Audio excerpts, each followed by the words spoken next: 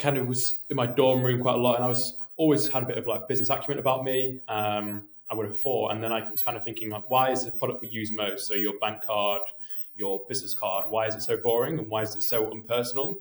Now we're starting to see Revolut introduce kind of like customized cards. But at the time, Revolut weren't really that prominent in that area. So we kind of thought, why not create a metal credit and debit card that you can fully customize online, you can upload photos, all of that really. And long story short, we kind of, through lots of prototyping, using products from China, different templates in the manufacturing in the UK, we ended up making a prototype. So my first Santander current account card, we ended up turning into metal. Bit of a bodged job, but over time we kind of refined the processes and managed to be able to create the first metal credit and debit card. And then it was like, right, how do we market this? Is it actually a feasible product to sell? I ended up getting my student maintenance loan in. So in the UK, you get like a maintenance loan. And I spent that all on a laser engraver. So in my dorm room, you can imagine, I was an 18-year-old uni student, you've got your pot noodles, whatever. And I had a big fat laser engraver that would engrave and etch credit cards. And in the morning, I would drop them off at the Royal Mail drop-off and then go to university. And it's a pretty crazy time in my life, really. When you say you mentioned we quite a lot, but in actual fact, it was just you in your room at university with a I say we because it's like, well, it was just me, unfortunately. It was an absolutely crazy time in my life when I look back on it. Like, you don't realize how ridiculous it is until you look back on it. And I was just kind of doing it with no thought, really.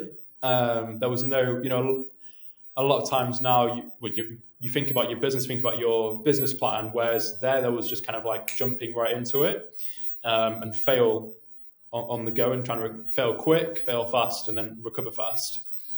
But like $2,500 laser engraver, that was a bit of a hit to the budget, the food budget that week. Anyway, long story short, we managed to release 5 different colors of metal credit and debit cards. We filmed every single card we made and put it on TikTok. We had an account. It got banned, unfortunately, I'm guessing due to kind of the safety concerns, but we were growing quite rapidly on TikTok. It was a time where you could post a TikTok video and it'd do a few thousand views with just a crappy video. And then we started pushing them to Instagram Reels, and then we did a lot of outreach. We secured the likes of Porsche as well, and On the Beach, one of the UK's largest holiday providers. Bear in mind, I was literally just in my university dorm, kind of like winging it almost, but it was starting to work. Our first website was on Wix, built by myself, and we were bootstrapping it, no investment, nothing like that, really. It's a wonderful story. Like I was very much invested in this story because it's a very cool one. And I guess like, how did you first sort of like make the first metal card? I guess like just a bit more detail around that before we go into the growth side of things. A lot of trial and error. It's quite easy nowadays to kind of find a product online and sell it, whereas there's not like a product out there you can just buy from China and ship it over. Yeah. So number one, especially when we had no investment, no development costs, or no development budget, we had to we contacted a local stainless steel metal kind of manufacturing facility to create 10 prototypes that had the card EMV chip, the mag strip on the back, and then we kind of had to learn and kind of, it was just a lot of back and forward and testing, really, kind of trying out what method works, and like a lot of failing, and then trying to refine the process so that if we make 10 cards, only 9 of them fail, and then kind of increase the chances that they would work. So just lots of testing, really, on the cheapest way possible. That's so cool. So yeah, you bought this laser engraver with your student loan, which we're not going to endorse or anything, but you can no, do what you want. We're not. No. But that's what you did, and then built these prototypes, got them to work, which is cool. All again from your university dorm. And I'm guessing you weren't going into any lectures at this point. I think I remember this was quite early on in my first year, and it was quite early on in my kind of university endeavor, really. And I think my attendance went to like 64%. So it was a time where you could almost watch lectures online as well. So yes, my attendance was quite low, but I was trying to catch up with PowerPoints. But overall, it was taking a bit of a nosedive, to be honest with you. So I guess at what point did you decide to like grow the business in terms of like what were the sort of growth strategies there? Because yeah, you got it to work, you test out with your own card, you bought this metal engraver. I guess what were you trying out to get it to work, and then what was actually the massive growth factor? Yeah, I think our first thought was how do we market this and grow it as cheaply as possible, because we had no investment, like I said. At first, number one, the product cost was quite small, so I remember we ran at like a 90% margin at the end. Um, I It was about a year and a half ago now, so I'm trying to think back. But a lot of our channels were kind of social media, TikTok, Facebook, even Reddit as well. Kind of just pushing the product out there because it is a cool product. It's a visual product, and people like to engage with a product that's visual and they can kind of that's customized to them, and it's quite satisfying. I'm sure some of our old videos are still up, but the way the laser engraver kind of etches the metal out is quite a cool kind of ASMR satisfying thing to do. So we kind of push loads of videos on my personal account, on Haze Cards' account, and yeah, just a lot of trial and error. And the best thing about the product is it's a bit of word of mouth. And then because the products were so high margin, we recycled that money that we made and put it back into kind of TikTok ads, paid social, and a better website. Mm. So the majority of it came from these visual video elements Mm, such as TikTok, Instagram 100%. Reels. Yeah, Yeah. I hired a friend of mine. She was really good at well, she had no past experience, but all she had used was her personal TikTok account. And we hired her on like a whatever, like £250 a month retainer to create videos for us. And they just did so well. There was just a knack to it of like the staying up with the trends. And if there was a trend, we'd create a card on the trend, and then it would do well on TikTok. So it's all about kind of, for us, social media was all our strategy, sorry. And that social media strategy with the short form videos and the £250 retainer from this girl that helped you out, that got you to 120K revenue in It terms of did, like yeah. within 6 months. That's Yeah, insane. 6, 7 months. Yeah. Yeah. Number one, our product was pretty high margin. We sold them for £84, 84 to 73, if I can remember correctly, and then up to 104 at some points. And then those big kind of corporate deals as well helped quite a lot because, well, there's no marketing spend there, securing the likes of Porsche.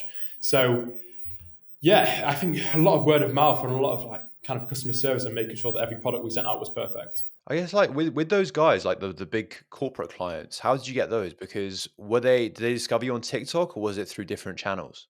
TikTok. We weren't on Really? LinkedIn at that point. Yeah, That's we had a interesting. lot of associates. Those companies kind of, I'm guessing they found the video just scrolling on their personal and shared it to higher ups or whatever, Yeah. or buyers or whatever. But yeah, we did a batch of metal wallets as well. So we weren't just fully cards. So we had these metal wallets which were also customizable, and then like these metal business cards which were also customizable as well. So it wasn't Mm. all about the credit and debit cards. We had the metal wallets and the metal cards, and like, the idea behind that was, yes, if you Google metal wallets, there's 100 different options, but ours were cool and customizable. You could upload a photo for the same price and get it engraved and make it personal for the same price as a competitor down the road that had them on for £15, but they were just plain black. So Mm. we kind of went with that theme and kind of, I guess, that layout really.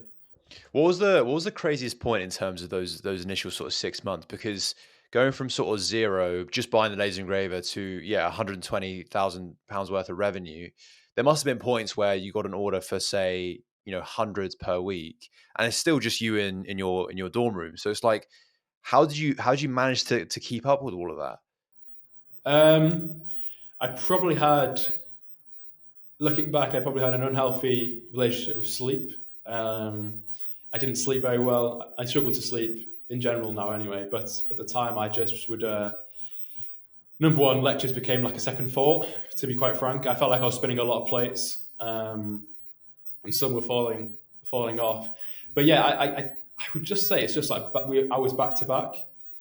Every minute that I had spare, I was putting it back into kind of fulfilling orders. I think what I struggled with was the how quick it. I remember someone saying to me before I started the business, like, uh, fast growth can be an issue, and I was like, "What do you mean? Growing too fast can be an issue?" I was, I've definitely realized fast growth. we didn't have the processes in place to be able to do those kind of orders and that kind of quantity. So, I mean, we made some mistakes like every business. And I feel like the issue we had was when you have a small business, you make one mistake, it's okay because you only have, let's say you have 100 orders. One mistake isn't that big of an issue. But when you're making a mistake and you've got such a high turnover of orders, that mistake becomes quite a big mistake. And we had a couple of them where it was like a oh shit kind of moment. But yeah, a lot of strategy, a lot of kind of just cracking on. You know, if you look at a lot of today's startups, there's a lot of paperwork behind the structure and behind the processes and I almost look at that in a bit of wasted time, to be honest, because for us, it was more like just getting stuck in and getting cracking on instead of worrying about the processes. It was like, let's get our heads down and crack on with these orders. You know, I drafted in friends of mine as well to kind of pack orders. And at one point we were buying a second laser engraver. And I was quite worried about the power usage of the 2 laser engravers in a dorm room, because obviously we don't pay any, university don't pay any utilities. So there's just things like that you have to worry about, which you wouldn't have to normally worry about. It's, you know, university dorm, you've got fire hazards, you've got, I mean, it was just a monstrosity of a dorm room, to be honest. But what I'm trying to say is it worked, and we cracked on and we made it work, which is a good lesson, I think.